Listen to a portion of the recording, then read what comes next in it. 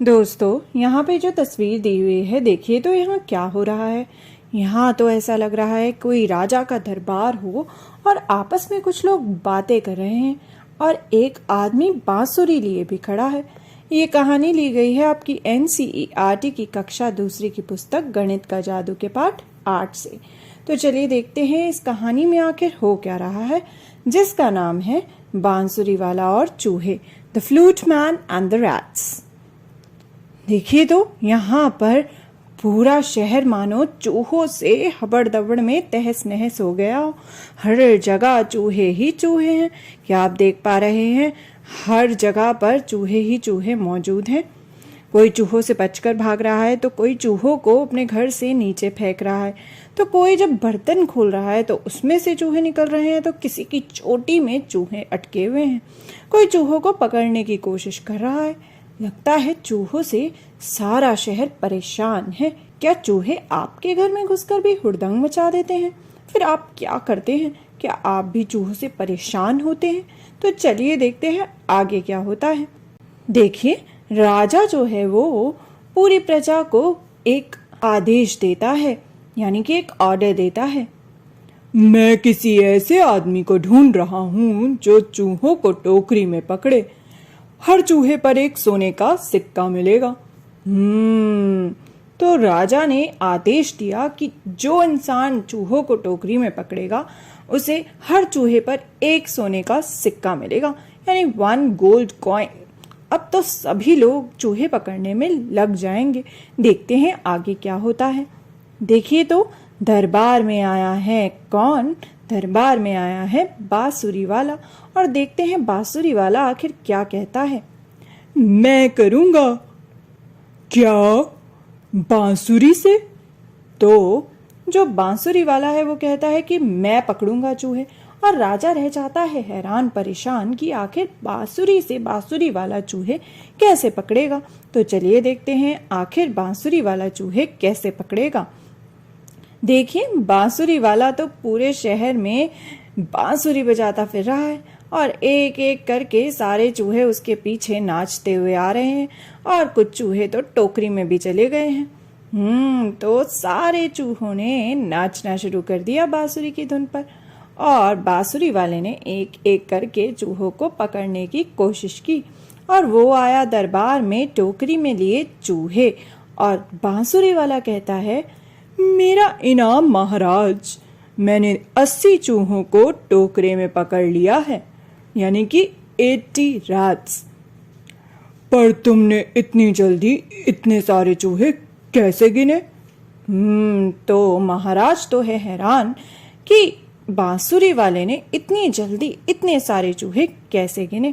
तो चलिए हम भी जानते हैं बांसुरी वाले से कि उसने इतनी जल्दी इतने सारे चूहे कैसे गिने होंगे। मैंने एक चूहा पकड़ा तो मैंने अपनी जेब में एक कार्ड डाला, ये नीले रंग का, जिसपे लिखा था 1, जो कि त्रिकोण कार्ड था। यह मेरा एक चूहे का टोकन था। तो यह एक कार्ड हुआ किसके बराबर? यह हुआ बराबर एक चूहे के। यह है, इसका मतलब है एक चूहा। और फिर मैंने जब 1, 2, 3, 4, 5 यह 5 टोकन अपनी जेब में डाले, हर एक चूहे को पकड़ के, तो यह कुल मिला के हुए कितने? यह हुए 5 चूहे के बराबर। तो दोस्तों, इसके बाद जब मैंने 5 और 5 यानी कि कुल मिला के 10 चूहे पकड़ने शुरू किए, तो हर 10 चूहों के बराबर मैंने एक टोकन रखा। वो था यह पीले रंग का टोकन जिसपे लिखा था 10। तो जैसे ही मेरे 10 चूहे पूरे हो जाते, यानी कि 10 कार्ड पूरे हो जाते, मैं उनकी जगह ये 10 रुपए का टोकन रख लेता था। तो यह है कुल मिलाकर कितनों के बराबर? 10 चूहों के बराबर। तो दोस्तों, इस तरह से मैंने गिना इन सारे चूहों को जो मैंने पकड़े हैं, और इतनी जल्दी मैंने इन्हें गिन लिया अपने टोकन के द्वारा। अब देखिए तो दोस्तों, यह बांसुरी वाला जो है यह गिनने बैठा है वो सिक्के जो कि महाराज ने इसे दिए हैं, और देखते हैं क्या कह रहा है हमसे। यह तो 80 सिक्के नहीं है। तो महाराज ने तो बांसुरी वाले के साथ धोखा कर दिया। उन्होंने कहा था हर चूहे का मिलेगा एक सिक्का, और बांसुरी वाले ने कुल मिलाकर 80 चूहे पकड़े। लेकिन यहाँ महाराज ने जो सिक्के दिए वो तो 80 नहीं है। देखिए तो दोस्तों, यहाँ पर जो है, यहाँ पर 10-10 के समूह कितने हैं सिक्कों के?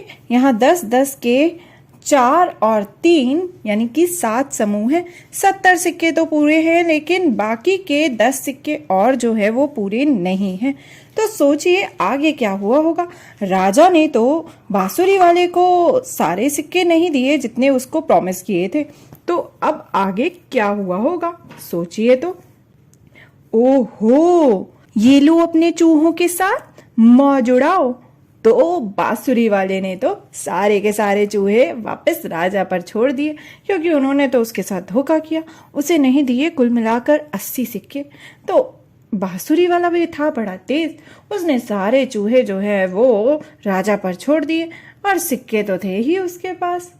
तो दोस्तों, बांसुरी वाले ने क्या तरकीब लगाई थी? उसने तरकीब लगाई थी टोकन कार्ड और संख्या की। यानी कि उसने इन 2 टोकन का इस्तेमाल किया था, एक 10 का कार्ड और एक 1 रुपए का कार्ड, और इसके जरिए उसने जितने चूहे पकड़े उनको गिना था। तो सोचिए दोस्तों, अगर वहां पर वो पकड़ता 23 चूहे तो वो कौन कौन सा टोकन जो है वो अपनी जेब में रखता। 23 के लिए तो 10 चूहों का एक पीला टोकन यानी कि 10 और 10, यह तो 20 चूहे पूरे हो जाते।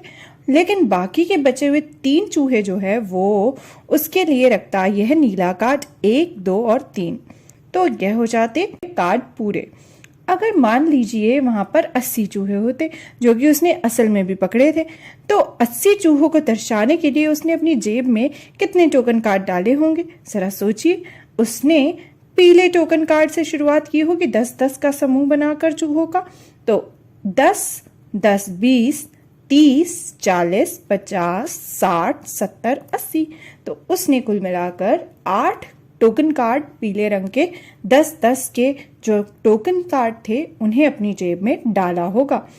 यदि वहां पर 14 चूहे होते जिन्हें बांसुरी वाले ने पकड़ा होता, तो कितने टोकन कार्ड वो अपनी जेब में डालता? 1 टोकन कार्ड वो डालता पीले रंग का, जो कि था 10 चूहों के बराबर, और बचे हुए 4 चूहों के लिए वो इस्तेमाल करता 1, 2, 3, 4 इन 4 नीले कार्ड का। तो इस तरह से बांसुरी वाले ने इस्तेमाल किया टोकन कार्ड का जिन पर लिखी थी संख्या, यानी टोकन कार्ड और संख्या।